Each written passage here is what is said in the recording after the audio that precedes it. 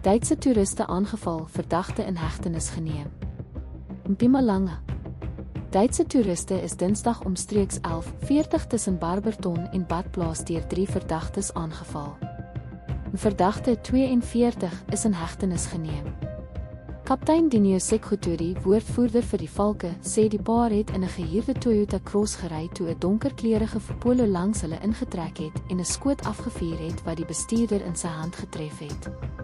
Die toeriste het stilgehou, waarna die 3 verdagtes hulle met vuurwapens gedreig en van verskeie besittings, insluitend 'n internasionale bestuurderslisensie, beroof het. Die aanvallers het daarna in die rigting van Barberton gevlug. Inligting is donderdag opgevolg, waarna 'n verdagte met gesteelde eiendom van die toeriste in sy besit gearresteer is. Die verdagte is aangekla en sal maandag vir poging tot moord en gewapende roof in die Barberton Landdroshof verskyn. Die polisie soek nog na die ander 2 verdagtes.